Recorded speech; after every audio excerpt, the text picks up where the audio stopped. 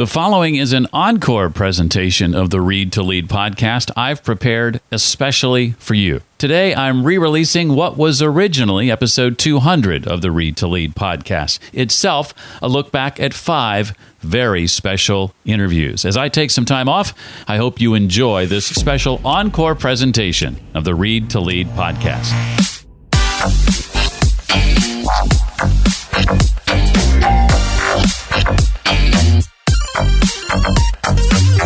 Hi, I'm Todd Henry, author of Herding Tigers, Be the Leader That Creative People Need. Hone your leadership skills with every listen. It's the Read to Lead podcast with my friend, Jeff Brown. Welcome to the Read to Lead podcast. I'm Jeff Brown, and I began this podcast because I believe that if you desire to achieve true success in business and in life, then intentional and consistent reading is a must.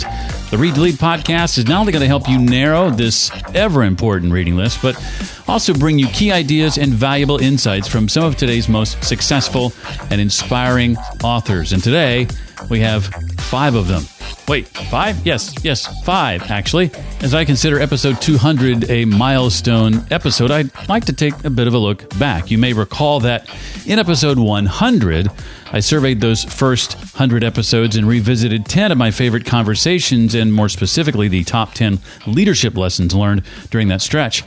Now, it's been over 2 years since the release of episode 100, and as I look back to episode 101 and all that's transpired since, I thought I'd do something similar. Today, I'm sharing highlights from 5 episodes over that span. Now, these episodes each touch on a topic that I think is so important, I ask a question related to it of nearly every guest that comes on the show. That's a hint. I'm talking about communicating, relating, and more specifically, public speaking. The art of public speaking and the ability to effectively relate to other people is as important, in my view, as any skill you can hone. In fact, if I weren't doing the Read to Lead podcast, I'd likely be doing a public speaking related podcast. Now, as we dig into each of these conversations, remember that you can visit the webpage I've created specifically for this episode. There you'll find links to the original and full conversations with each of these guests. And to make it super convenient, I'll be sure to mention each interview's specific URL on my site. Now, I'll begin with some hints. 1 of the 5 is originally from the UK. 2 of the 5 are named Michael, and 3 of the 5 are current or former actors. It should be no surprise, I believe, that acting and relating and communicating effectively go hand in hand. It was in episode 106 when I asked Michael Port, the author of Steal the Show, to share what it means to perform in the context of public speaking or a job interview, a sales pitch, or any other high-stakes situation. To me, performing is about connecting. And the fear that people have around the word perform is that they think it means being phony or fake. But good performance is not about fake behavior.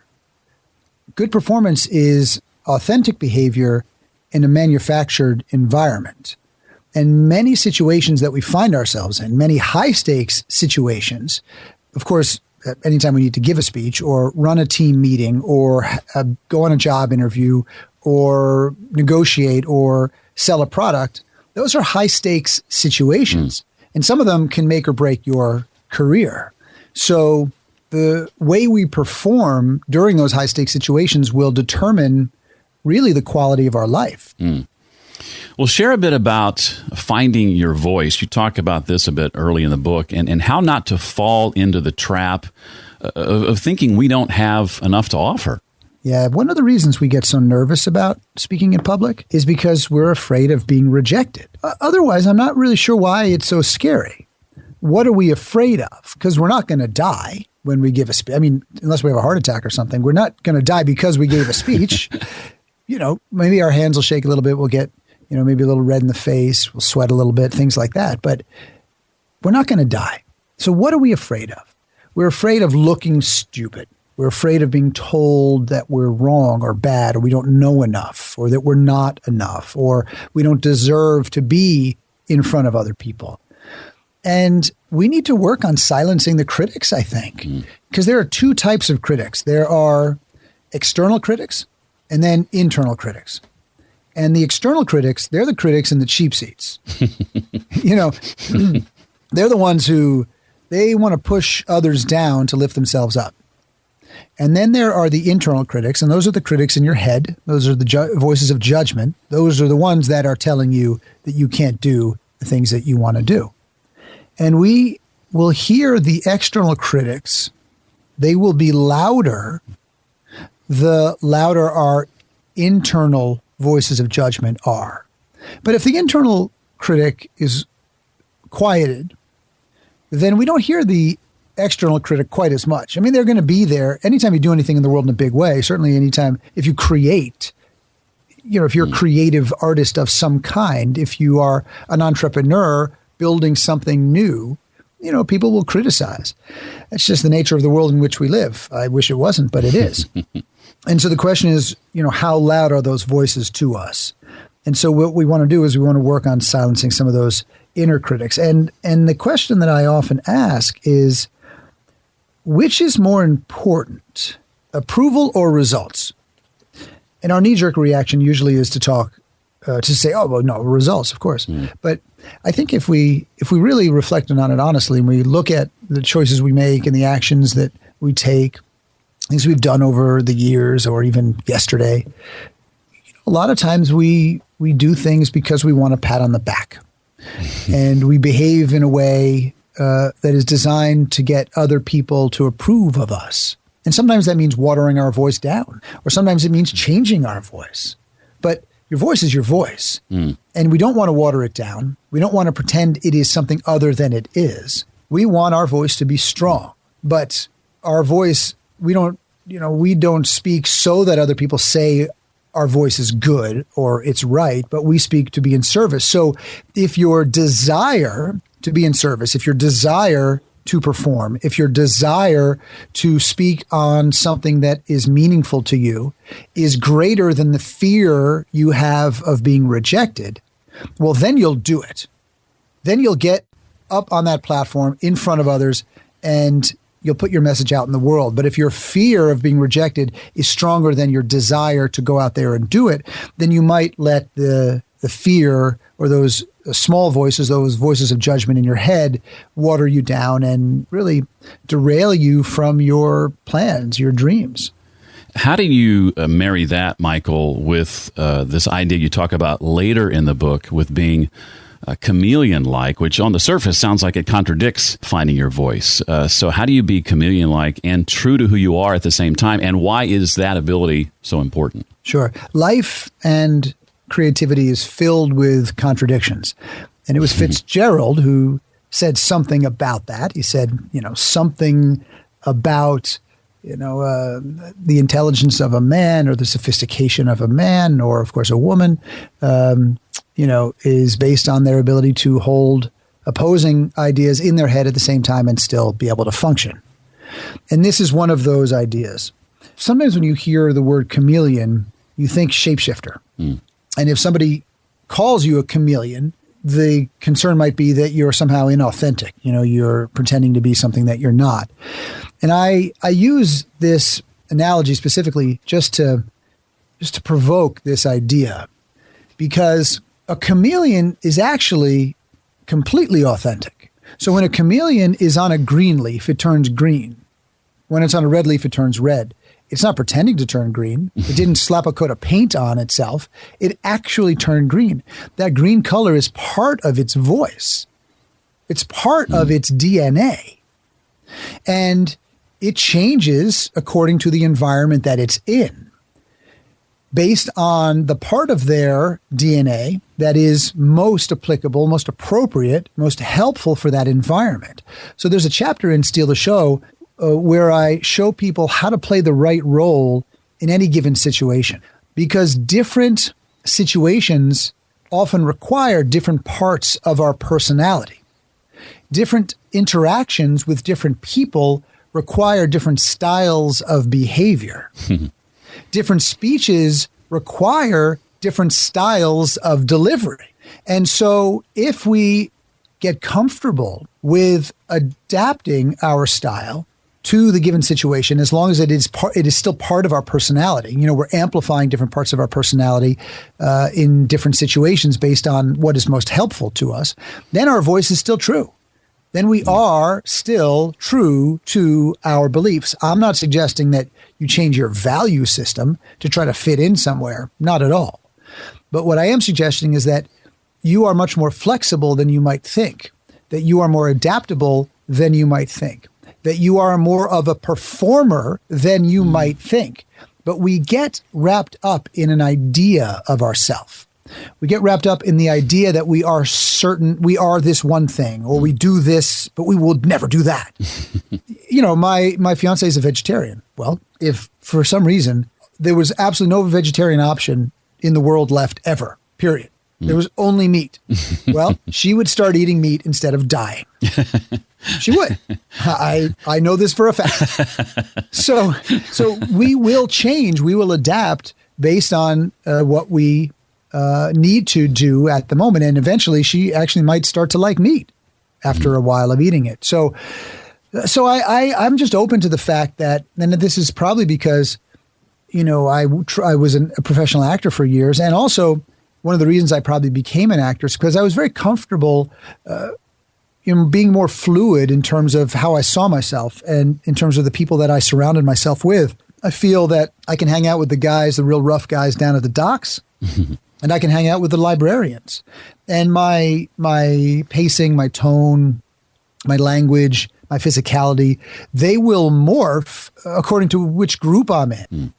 But there's still parts of me. It's not like, okay, now I'm going to pretend that I'm this like rugged, tough guy. I'm not going to go in there, yo, what's up? How you doing? You know, like I'm not going to pretend that I speak differently, but some patterns will change. And I think many of us do that naturally. Yeah. But now the question is, can you do it intentionally so that you can progress forward? You know, I did a few other podcast interviews today, and one of them I did in the morning was with a host who was, I'd say, take our speed now and multiply it by 8,000. He was like, hey, what's up? This is what we're going to do. Blah, blah, blah, blah, blah, blah, blah, blah, blah. Boom, boom, boom. And if I paused for a second, he was just in there. Okay, so here, you know, I was like, oh my God. And it was great fun. It was short. You know, you couldn't sustain that for an hour, but it worked for his show quite well. But I had to adjust my style in order to work well on that show. Your style is a little more sophisticated, a little more NPR-like, more thoughtful, more deliberate. And so what I do is I bring out the different parts of my personality and style that would fit into your program to serve your audience, because my assumption is that your audience resonates with your style. That's why they listen to your program. But I'm not coming in here and going, well, how are you? I'm not changing my voice. I'm still, right. So in any event. I think that advice too is for anybody who desires to appear on podcasts or who does so regularly needs to hear that for sure. Because I think you've really hit on something. Although maybe when I grow up, I'll have a voice like yours. That'd be cool. Hello and welcome to, I can't get down that low. It's too good. It's too good.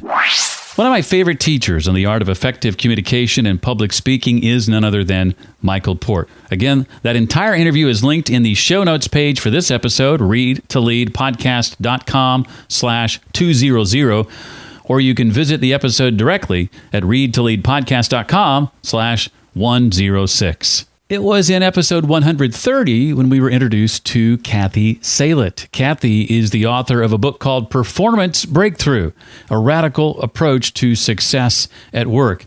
And Kathy is the CEO and founder of Performance of a Lifetime, a consulting firm specializing in helping leaders and companies with the human side of business and strategy. And similar to my first question to Michael, I asked Kathy to describe what she means by performance in the context of human relationships. I think that we human beings have a natural capacity to play, to perform. We do it as kids, right? And we're supported to do it as kids. And it's a very important part of childhood. It's not just for fun that we run around the playground, pretending to be Superman and Batman and Wonder Woman. It's also a way that we learn about how the world works. We pretend to be mommy, to be daddy, to be a fireman, to be a scientist, and so on. And that kind of play is really a very crucial part of learning both how the world works, what's in the world, how we develop our interests, things that we are excited by and are interested in that impact on us, so that in terms of what we end up doing in our lives. And that play, while we're supported to do that as little kids, there's a certain point where we're sort of told, stop playing, because now you have to start getting things right. Now you have to learn the rules. And, you want to learn the rules. I mean, our parents are well-meaning when they say that, like you need to know that when the light is red, you shouldn't cross the street, and so on, and those kinds of things. But what often ends up happening is that the kind of play, imagination, and experimentation that we experience as kids, it goes to the wayside. Now we have to get into the knowing part of life, the acquisition of knowledge and information at the expense of the experimentation and the play. And so what researchers and psychologists have been discovering is that as it's very important for childhood, that kind of play and performance, it's also important for adulthood. And so what our work at Performance of a Lifetime, and what I talk about in the book, is based on some of this research and discoveries. It's a field called performative psychology. And the idea is that we create our lives. We perform our way to growth. That on the one hand, we're impacted on by our environments, but we also are the creators of our environments. And so performing, it's sort of somewhat counterintuitive, because what you're doing by performing, on the one hand, is you're not being yourself, you're pretending, but you never stop being yourself. You're always who you are and who you are becoming, who you are not. Performing as an adult gives you a way to grow into who you are becoming, to grow into who you are not yet. And that's a very different kind of activity than, if you will, just reading a book about how to do something. So, for example, when people become parents, they don't know how to do that. People pretend to know how to be parents. You're performing your way into it. I mean, yes, of course, parents read books and you get all the help that you can, but you figure it out while you're raising your kids. You learn how to do it in the performance of it, if that makes sense. And so I think we can do that more in our lives, in all aspects of our lives and our work. I like the example you gave in the book related to this. I think it was the child on the bike and the training wheels are coming off and mom is behind him. And he's sort of learning to ride and then fearful of it all at the same time. He's seeing his friends ride around and he wants to do that, but he doesn't know how to do it yet. Yeah, exactly. And he has to pretend to be a bike rider in order to become a bike rider. And mom is supporting him to do that. And that's an important part of the picture too, because there is somebody in the mix who's saying you can do that. And sometimes it's other kids and sometimes it's parents, but it's people you're being related to as who you are and who you're not yet. And that, we call that in a Performance of a Lifetime, and I talk about this in the book, it's called the becoming principle. Okay. And bike riding is that's a universal experience that we all have, but that's whether you're leading a meeting, whether you're taking on a new job, whether you're starting a family, all of these things require being who you are not yet, and performing and pretending helps you get there.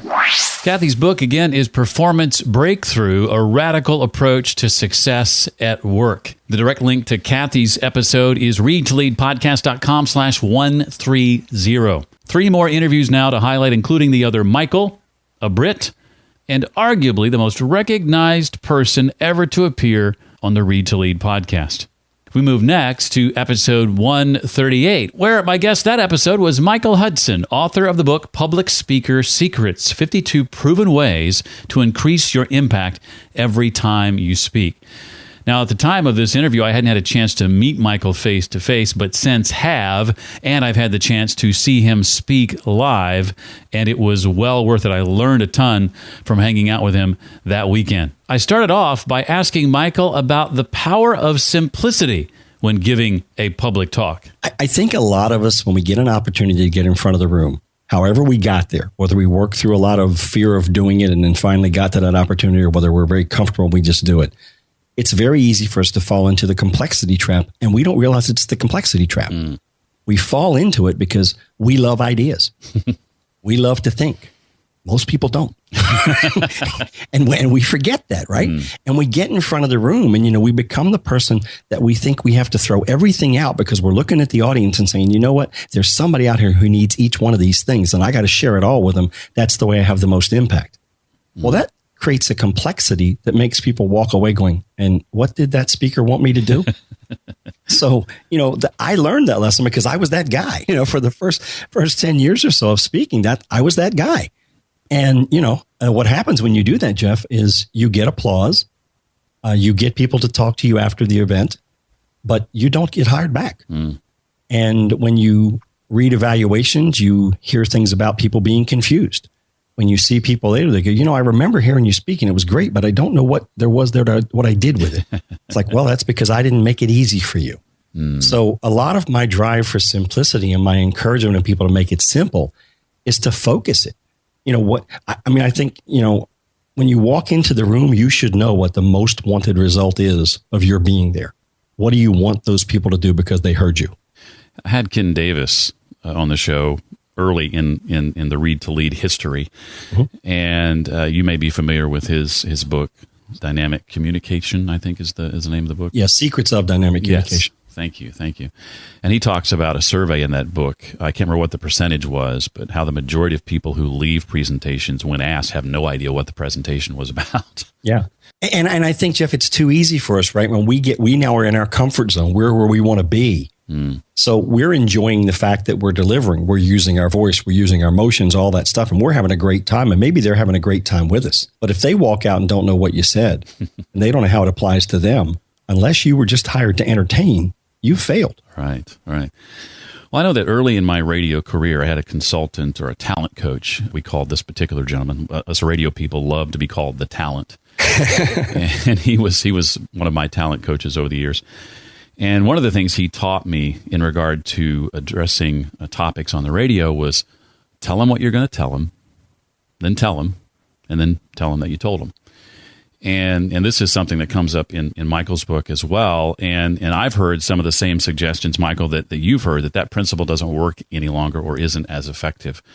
So why do you feel it's still as effective today as it ever was? Because, Jeff, I think we live it everywhere, every day. We're constantly being told what's coming. I mean, the weatherman tells you the weather forecast and in the middle says, and we're going to talk more about that in 20 minutes. Because we're so conditioned. Plus, there's the open loop thing, right?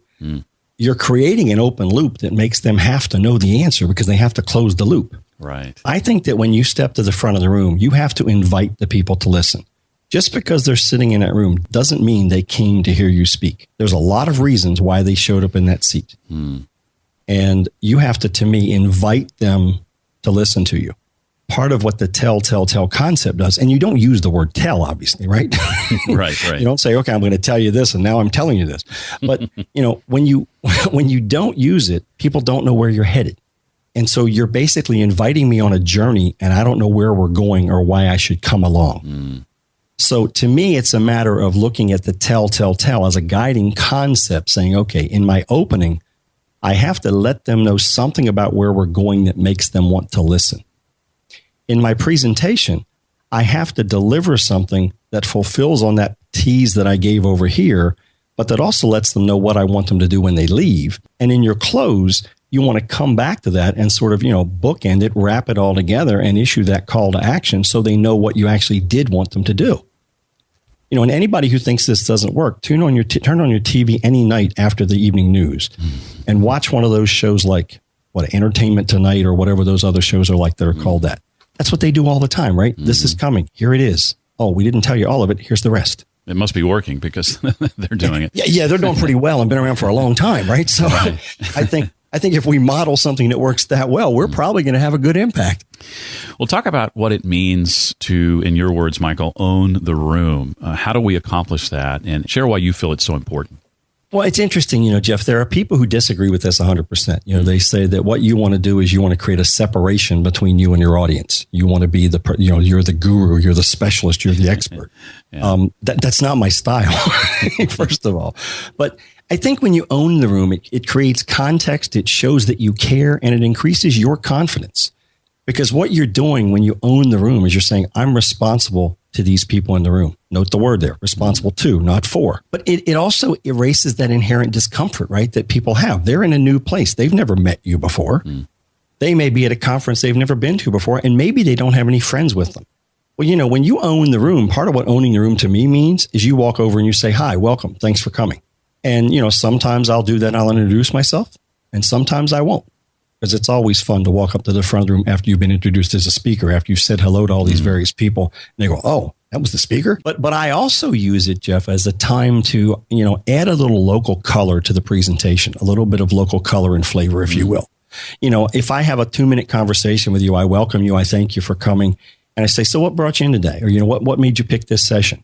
Or tell me about where you're from. I've now got a piece of information. I've now got a connection with you. I now have a friendly face in the room I can look to because we have a brief, albeit brief, we have a relationship. That's a lot of it. You're kind of acting like you're the host and you care about the people and you want it to be a good event for them. I've tried to do that more and more. I spoke at Podcast Movement last month, and as people began to come into the room, I think I kept up with maybe the first 10 or 12 people and introduced myself and said hello and asked similar questions. And then as I was talking, and this was actually a Q&A, so I wasn't delivering a formal presentation, but as I answered questions, I keyed in on many of those people. And it put me at ease and gave me some comfort and calmed the nerves a little bit too. Well, and it creates a level of shared ownership of the outcome, right? Because now we're together in this. Right. And even if you do nothing more than stand at the door and pretend you're part of the convention staff, and you say, hi, welcome, thanks for coming today. And if they got their hands full, don't try to shake their hand. Don't have that awkward moment. Right. Or I'll walk between the rows. Hey, thanks for coming today. Glad you're here. I mean, it changes the tone. First of all, most speakers don't do it, so it makes you stand out, but it changes their desire. I mean, let's face it, the audience always wants you to succeed because they don't want to waste their time. But now you've made them want you to succeed at a different level because you've done something no one else has done. You've acknowledged the fact they're there, and you've given them your appreciation for them showing up. His name, once again, is Michael Hudson. He's since become a good friend. And I highly recommend his book, Public Speaker Secrets, 52 Proven Ways to Increase Your Impact Every Time You Speak. Michael has helped me hone my speaking skills tremendously, and I think he can do the same for you. To find the full interview, just go to readtoleadpodcast.com/138 for episode 138. Well, if my writing in the margins and all the highlighting and underlining I did inside my copy of the book from our next featured guest is any indication of the amount of insights I've gained, then look out because I'm about to be an awesome communicator. I'm talking about a book called The Compelling Communicator, Mastering the Art and Science of Exceptional Presentation Design by Tim Pollard. And by presentation design, he doesn't mean slides.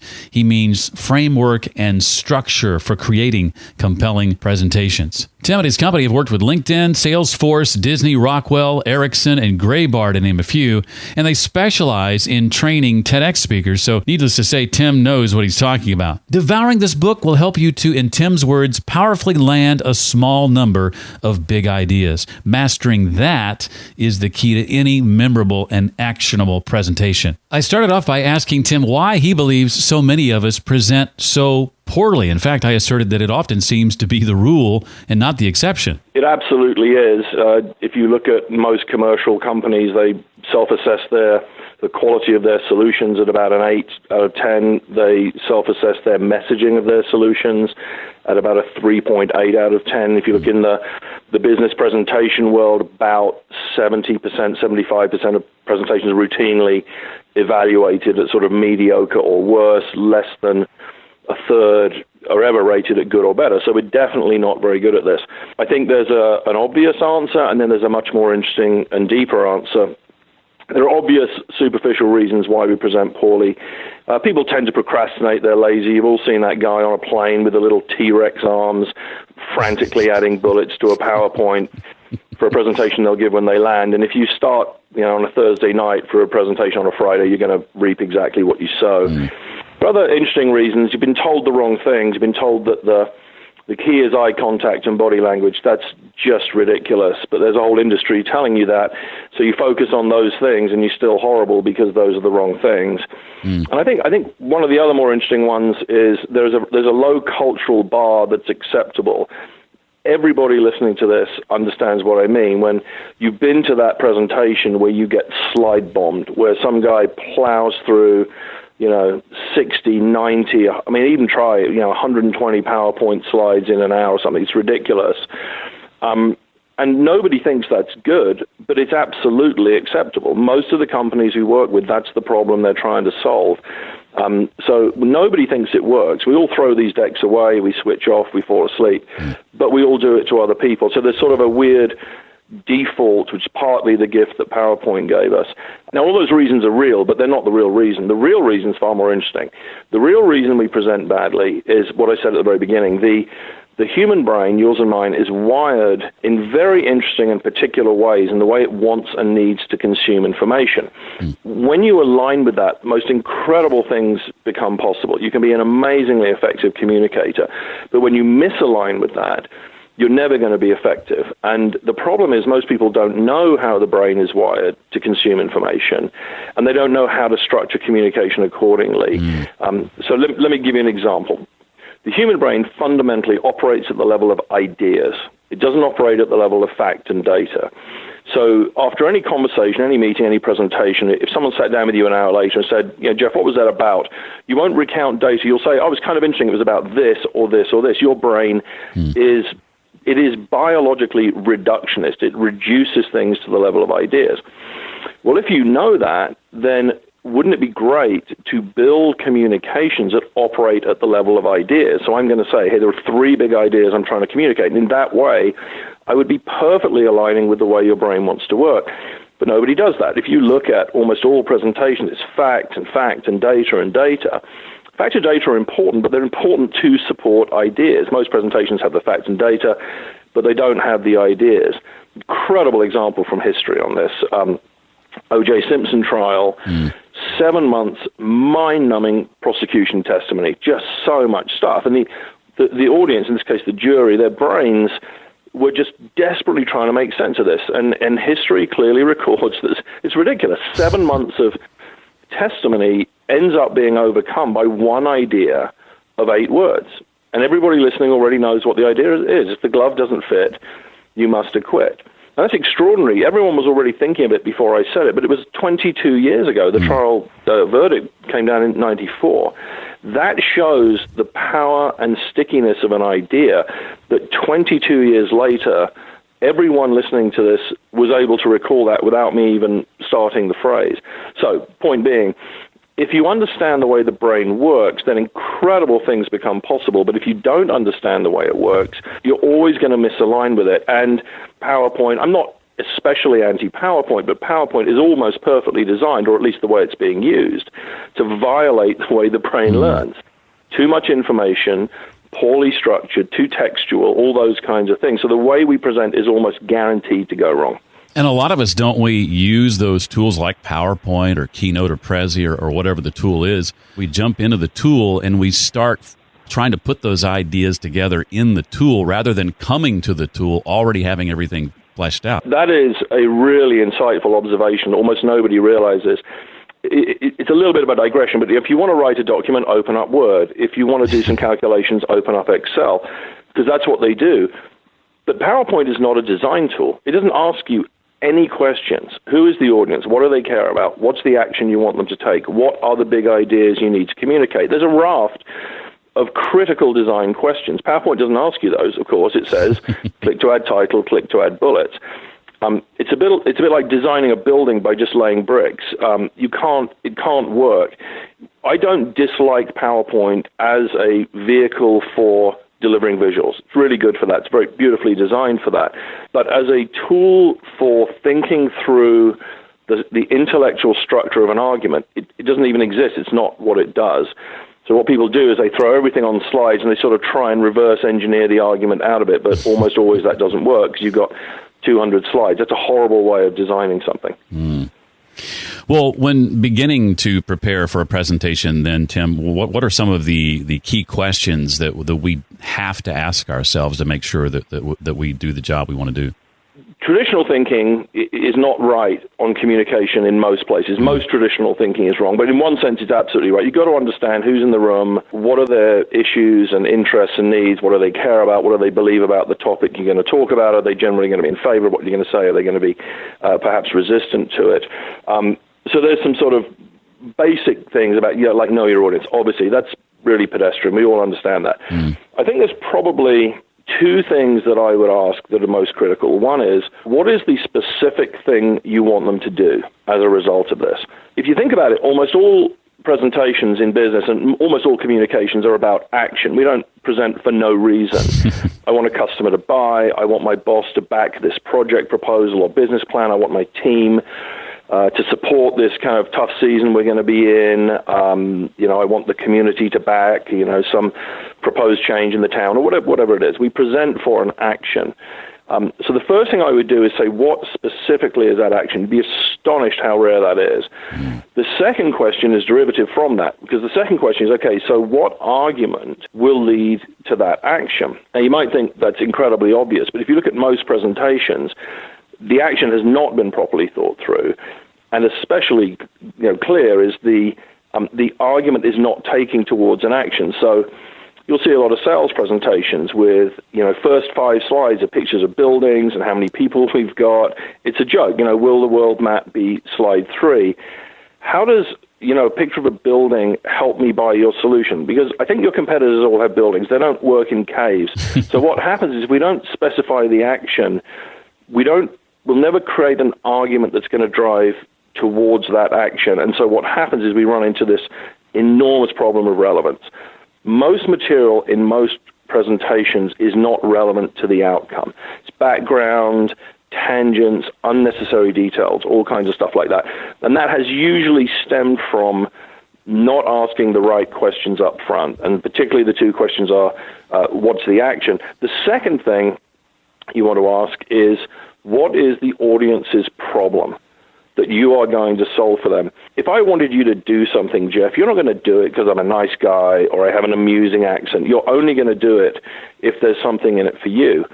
And almost always that comes down to solving a problem. So I might want you, for example, to buy my new solution for hospital lighting.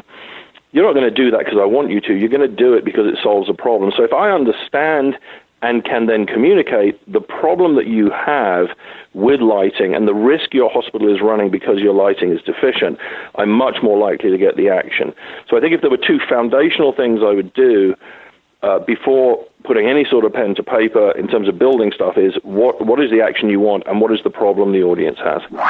That, again, is Tim Pollard, author of the book, The Compelling Communicator, Mastering the Art and Science of Exceptional Presentation Design. Tim appeared in episode 157 of the podcast, so if you want to hear the entire interview, you know what to do by now.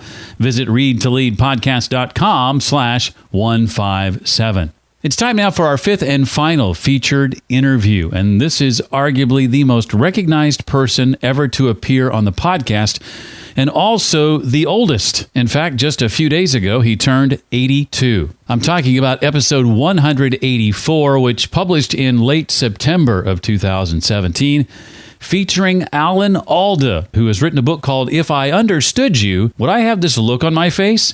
My Adventures in the Art and Science of Relating and Communicating. Now, much like Kathy, who we heard from earlier, Alan leverages improv to help people understand how to better relate to one another. I started off by asking how his experience as an actor has impacted how he relates to people day to day. Yeah, it really has changed my daily life. I think everybody who's studied improvising would say that it's changed them. If they're actors, it's changed them as an artist, but it's also changed them as a person. And more improv is being taught in other situations, in business and so on, because it has something unique to offer that most other disciplines don't, which is that at the very basis of it, it connects you with another person in a very familiar way in a very short time. And it's hard to get something done with another person unless you're on that kind of a close relationship. And beyond improvising, as I got better as an actor, I realized what it meant to relate to another actor. And in the beginning, I thought it just meant putting my face in theirs. So I was bending over a lot with hunched shoulders, just provoking them with my face. But you can actually relate to somebody if their back is turned to you, as long as you're taking in all the clues you're getting from them about what state of mind they're in, what state of emotions they're in. I've found if I don't do that in life, I'm not really engaged with another person. And here's something that I found that led to a very, I think it's a radical idea. And that is, on the stage, I have to be willing to be affected by the other actor. And that means that I don't say my next line because it's in the script. I say it because the other actor makes me say it by something she says or does. And I have to be so open to that person. I have to be willing to be changed by the other actor in order for what I say next to be authentic. It'll have a certain flavor to it, a certain edge. And I find in real life, when I'm listening to somebody, I don't think I'm really listening to them unless I'm willing to be changed by what they're telling me. And maybe not necessarily by the words they're saying. If they're telling me the earth is flat, I'm probably not going to be changed to believe the earth is flat. There's too much evidence that it's not. But the underlying impulse of maybe I can connect and be positively affected by the fact that they're trying to figure things out. I'm trying to figure things out too. And we can maybe meet at that level. But I think we got to meet at some level. Otherwise, we can't have a really authentic exchange. I loved some of your examples in the book to this end when you shared stories about how you interacted with, say, the cab driver or the delicatessen cashier, and attempting to label their emotions in your mind just completely changed your interactions with them in the process. I do believe that it did. I was looking for a way so that I personally could have this experience of reading other people without having to go to an improv class, because I do improv a lot, but I don't do it every day. And I wondered if I could find a kind of emotional gym I could create for myself, or I could practice getting into an empathic relationship with another person. And by the way, by empathy, I don't mean compassionate. I just mean knowing what they're feeling, because that's a tremendous tool for communication. It can also be a tool for not so good things like con artists. Con artists use empathy and really do well with it, not to our benefit. So I don't see it as a goal to make the world a better place, but it is a tool. If you want to make the world a better place, it's a great tool, probably a necessary tool. So what I tried to develop for myself was this kind of habitual way of relating to strangers and even friends, where I would really pay close attention to an estimate I could make of what they were feeling. I can't know for sure, but if I can get a pretty good idea from the expression on their face, from the tone of their voice and that kind of thing, I felt if I named it, that would really nail it down, and I'd develop my empathy. It turns out it seems to work just actually paying attention to the person, just noticing them, noticing their hair color, noticing the color of their eyes. Sometimes I'd be talking to somebody for 10 minutes and I'd look away and I'd think, what's that face look like? And I'd see a blob instead of the face, because I haven't really been letting them in. And the difference that happens to me, and I think I've seen it happen to other people, is that instead of all my attention being on what I'm trying to communicate to them, my attention is on how they're receiving what I'm trying to communicate to them. And that seems to me to be fundamental to communication, because no matter how good my message is, if it doesn't land on them, then how good is it? And you make a great point. The responsibility is on us as the communicator, right? A lot of times I get frustrated with my wife because she doesn't understand something I've said. And when that happens, I'll often resort to saying silly things like, you realize I make a living talking, right? The problem is you, not me. And that usually doesn't go over very well, does it? That sounds like it goes over great. Don't you know what I do for a living? Yeah, you confuse people.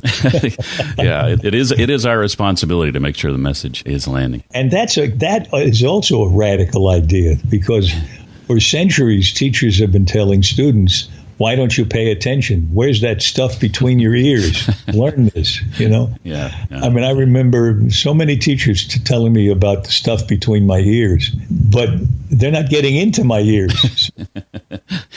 Well, as you have taught people, Alan, from all walks of life, improv, and it's been amazing to me as I've read the book, the ways that's impacted people. Do you find that many of them, those without experience in improv, come to this process with a lot of apprehension?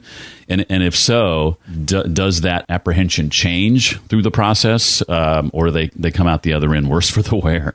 No, because the exercises are so much fun to do, people get caught up in them and really enjoy the fun. They're so much fun, in fact, I have to warn them not to regard them as trivial just because they're fun. Because the way we've organized it in our workshops, and you're right, it's for all different walks of life, scientists, doctors, business people, women in business, and so on. What we try to do is make sure they understand the relevance of these exercises to their workplace life. And instead of doing scenes, once they have the basics of the improv vocabulary, then we do role-playing drawn from instances in their own particular workplace. And we keep reinforcing the idea that the exercises we did were not just warm-ups, they're actual tools to use in these experiences that you have daily. Wow, what a treat that was. The one and only Alan Alda visiting us in episode 184, readtoleadpodcast.com/184 to dig into that interview in its entirety. If you'd like to check out all of these and find links to each of them in one place, then go to the webpage created just for this episode. That's readtoleadpodcast.com/200 for episode 200. Thank you so much for helping Read to Lead reach the 200 episode milestone. I've heard from a number of people lately offering congratulations and some incredible feedback, which I truly appreciate. In fact, just a couple of days ago, Stephen Mileto in iTunes left us a 5-star rating and written review. Thank you, Stephen. Really appreciate that. You can do the same when you go to readtoleadpodcast.com/iTunes. That really goes a long way in helping other people discover the podcast. Well, that does it for this week. I look forward to seeing you next time. Until then, remember, leaders read and readers lead.